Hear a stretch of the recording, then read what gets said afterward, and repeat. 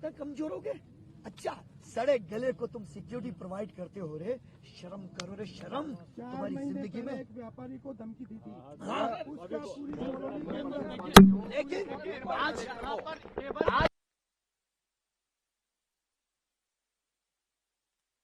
राष्ट्रपुत्र का मतलब क्या होता है? राष्ट्रपुत्र, राष्ट्रपुत्र का मतलब क्या? दादा ने सिखाया था, सारी समाज में हम समाज आए और सारी समाज हम में समाज आए। हम तो सारी समाज का काम करते थे, हम तो राष्ट्र का काम करते थे। हमने कौन सा आतंकवादी, कौन से टेररिस्ट बनाए? बताइए, एक टेररिस्ट बनाए तो? हमने तो समाज सुधारक बनाए, ऐसे व्यक्तित्व बनाए जिन्होंने देश विरोधी का मुद्दा उठाकर उन बच्चों को जलते हुए बचाया। इस इंसान को देखते ही मेरा खून खोलता है। हमने तो ऐसे लोगों को, क्रांतिकारी लोगों को बनाया था। पुलिस जो है वो फिर ऐसा क्यों? ये पुलिस प्रशासन हमेशा दलों का, फिलहाल मैं दलों के पीछे। बस इतना क्यों? जय हिंद, जय भारत। सूरजवान जी, आप आए हैं। सूरज सिंह सोनकर, राष्ट्रपुत्र। सूरज सिंह जी, हाँ, किस प्रकार की स्थिति लगी आपको? क्योंकि जो कल घटनाक्रम हुआ वो सबके सामने है। समाज के लोगों में परिस्थिति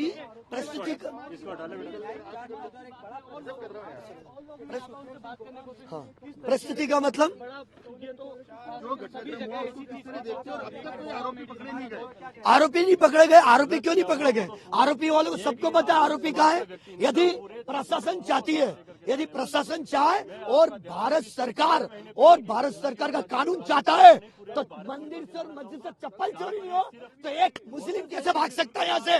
जो दिन भाड़े गोलियां अंदर घर के घुस में विश्वास मिले। अरे राजपूतों को सामने लेके मारो, युद्ध के लिए ललकारो। फिर हमारी तलवारों में थोड़ी जंग चढ़ी हुई है, हम लड़ेंगे उससे। लेकिन ये सरासर धोखा करके और प्रशासन की बात करते, कोई नहीं बच सकता है।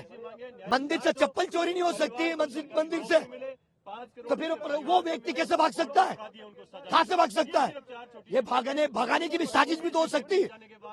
ये भगाने की साजिश भी हो सकती है। और इस साजिश को ना तो छत्तीसगढ़, ना मध्य प्रदेश, ना हम इस प्रदेश में सरकार बनने देंगे। हमने एक ही चीज सीखा है, क्या प्रशासन इतना कमजोर हो गया, इतना कमजोर हो गया कि एक मुस्लिम गली गुप्ता से निकल के सेब चला जाए कहीं? कैसे चला जाएगा? ये शायद हो सकती सोची समझी साजिश हो, और सोची समझी साजिश प्रशासन की भी समझता हूँ और कानून की भी समझता हूँ। मैं तो एक ही बात जानता हूँ, यदि राजपूत पे नहीं पूरे राष्ट्र पे हमला हुआ, भारत माता की, भारत माता की। सुरक्षा मांगी गई थी सुखदेव जी ने, हाँ, सुरक्षा नहीं मिली।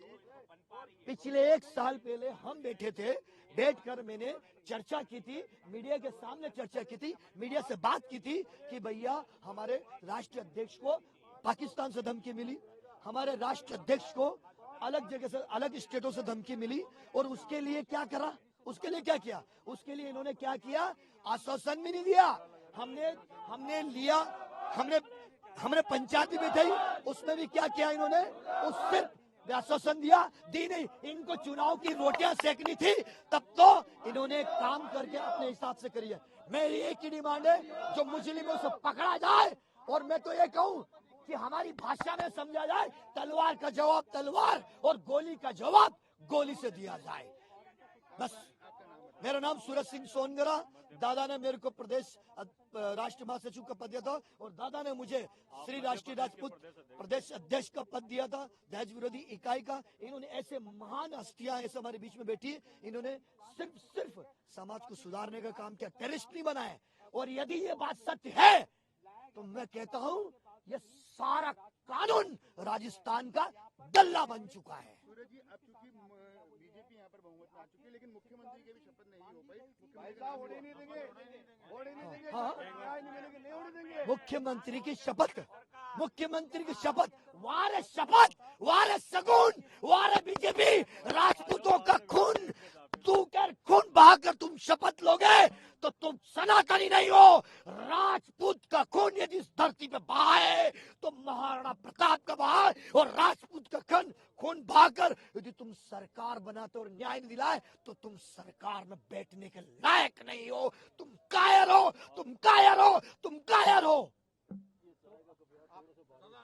भारत माता की, भारत माता की।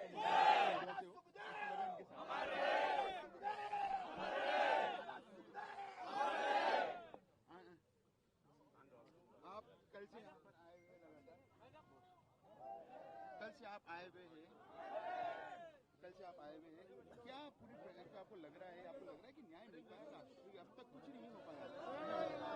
देखिए, अभी तक प्रशासन की जो फेलियर है वो सामने आ रही है। क्यों, मिली भगत तो है ही है। जब इन लोगों ने खुद ने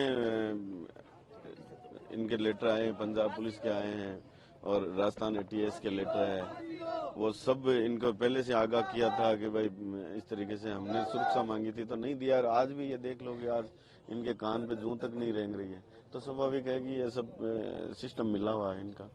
अब क्या मांग है आपकी समाज की ओर? हमारी मांग है सबसे पहले जो भी घटना है उसका न्यायिक जांच हो, जो हाई कोर्ट के सिटिंग जज है उनसे न्यायिक जांच हो, और जो भी अपराधी है उन तुरंत प्रभाव से गिरफ्तार करें। सरकार चूंकि बीजेपी की बन गई है, मुख्यमंत्री का अभी तक नाम नहीं आया, लेकिन क्या शपथ ग्रहण होने देंगे आप जब तक आपकी मांग पूरी नहीं होती है? देखिए, सरकार तो अभी वही है, जब तक सब इनका डिसीजन नहीं हो जाता तो अभी तक तो जो है वही है। आपको और लगता है उसी कि सरकार से हमने मांग की थी, पिछली सरकार से। अशोक गहलोत सरकार से आपने मांग करी थी लेकिन सुरक्षा नहीं मिल पाई, क्या कुछ राजनीतिक कारण भी आपको लगते हैं? राजनीतिक कारण थे, ये खुद ही हत्या करवाना चाह रहे थे। अगर ये नहीं चाहते तो हत्या होती नहीं। आज छोटे से छोटे आदमी को इन्होंने सुरक्षा प्रोवाइड कराई है जिनको कोई जरूरत नहीं है। ऐसे लोगों को जब पूरा समाज, जितने भी सामाजिक संगठन है, सभी लोग चिल्ला चिल्ला के बोल रहे हैं, अपने ज्ञापन दे रहे हैं, अपने लेटर पैड पे लिख के दे रहे हैं, तो देनी चाहिए इनको। और अगर देते तो ये घटना, इतनी बड़ी घटना नहीं होती। राजपूत समाज के कई लीडर्स है, कुछ लीडर्स कल यहाँ पर भी आए, आपको लगता है कि तमाम लीडर्स को आना चाहिए आज क्योंकि राजस्थान बंद की तमाम लीडर आएंगे। पूरे राजपूत समाज में सुखदेव जी 36 कौम के थे जिन्होंने शोषित पीड़ित वर्ग के सबसे ज्यादा मदद की थी, तो वो सभी आ रहे हैं। तो आप ये देख रहे हैं कि पूरे जयपुर और लगभग पूरे भारतवर्ष में अपने प्रतिष्ठान बंद कर रखे हैं, तो स्वाभाविक है कि सुखदेव सिंह एक राजपूत नेता नहीं थे, पूरे 36 कौम के नेता थे। इसलिए तो सबने सपोर्ट किया है और आज अपने अपने प्रतिष्ठान बंद रखे हैं। हाँ